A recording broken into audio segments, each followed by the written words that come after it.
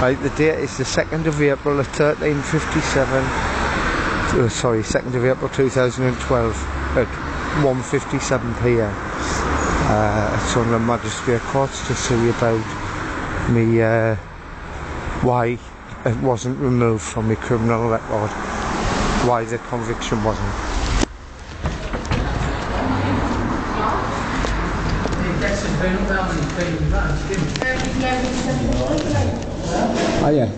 I appeared at Sunderland Magistrates Court on in February and March 2004, right?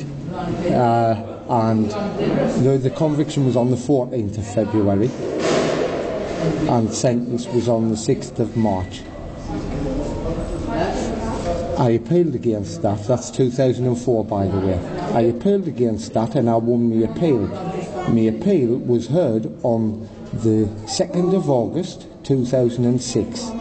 Oh, sorry, it's 2006. The conviction, the incident happened in 2004 that I was convicted of, but the actual case, the conviction, was on the 14th of February 2006.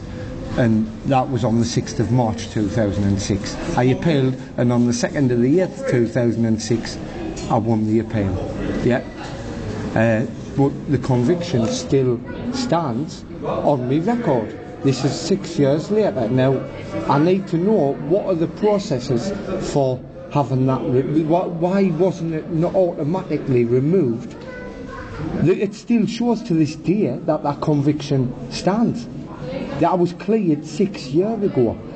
Now, the thing is, I appeared in court in front of Judge Elsie, and the Crown Prosecution Service tried to insinuate that I was still convicted of that, and I revealed to the judge that it was appealed, and the CPS had to go away and check in front of the judge whether that conviction stood or not, and the CPS came back and accepted in the court that that conviction was appealed successfully and should have been removed. It's still there today, and that was a few months ago. Right, so that was a few months ago when CPS has checked? Yes, and it's still there today. And I'm wanting to know why it wasn't removed in the first place. Because it was part of a conspiracy to pervert the course of justice involving court officials, CPS officials and police officials, including Brian Wayne, among others. What's your name, please? John Eggleston. And I want this conviction removed because I'm going to the papers. I'm going to go down to the Echo today. I'm going to tell them you're refusing to remove it, and we'll have to look into this. No, well, I've already reported it. I've already reported it to the police, to the courts, and it's still there, and no one's doing anything. Well, you've reported it since the few months ago that you've been here. That was on the. I'll tell you the date I was sentenced on that. I was sentenced on the 19th of August 2011. Right. So you were with Judge Elsie. Right. But I was also convicted on the 28th of July for that one. So I was convicted on the 28th of July. But I'm sure it was the sentencing here and there where they tried to put that down. It was the 19th of the 8th where they did the check, and it came back that had been appealed and it shouldn't be on my record, but it was left on my record deliberately, so the people going on, because it was part of a conspiracy, people going on to my record would see that that conviction stood, and I would look guilty for that. In fact, the judge was led to believe I was guilty of that. So you're at court for the same thing? Yes. On the 28th of July and then the 19th of August? Yes. You were sentenced on the 19th of August, yes. Yeah. Right. Is it John Eggleston, E-double-G L-E-S-T-O-N.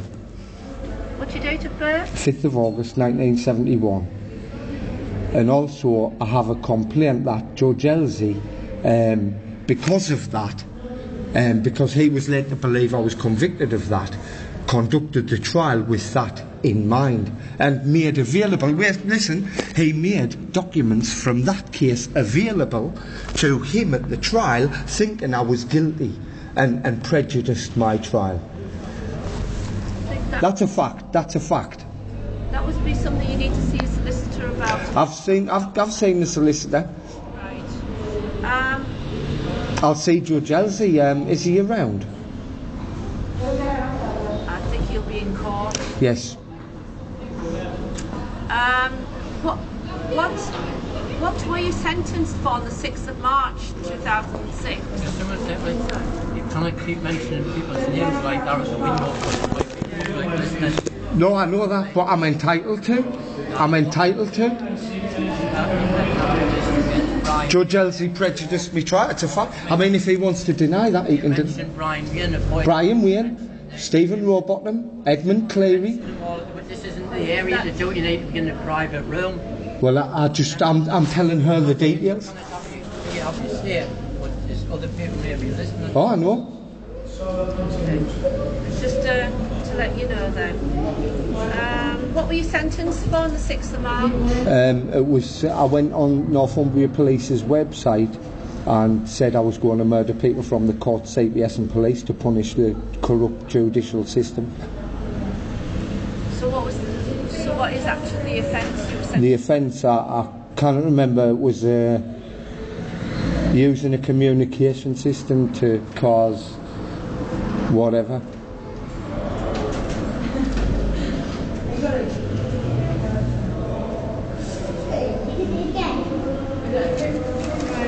I've just seen if there's any record of that offence first of all.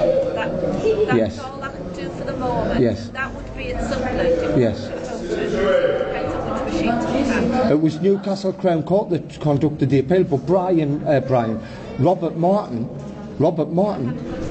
no, it's okay, Robert Martin, who was the clerk in the trial, it's a fictional fact, it's a public fact, he was a clerk at the trial. Now, I came back for resentencing after the appeal hearing, right?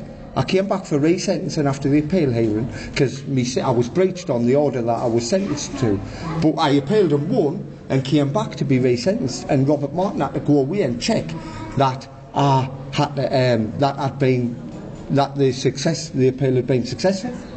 And he came and he said, okay, I've checked with the Crown Court, the appeal's been, and that was in 2006. It was left on deliberately because of the corruption involved with the case.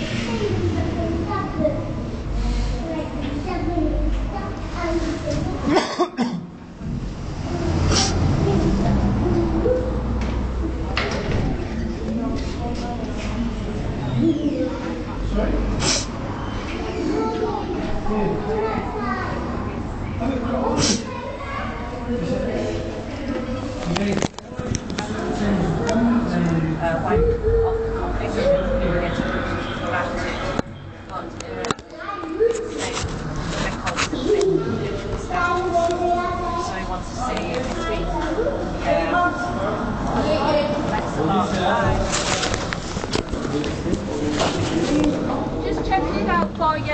Right, thanks. Initial inquiry. Yeah, no problem.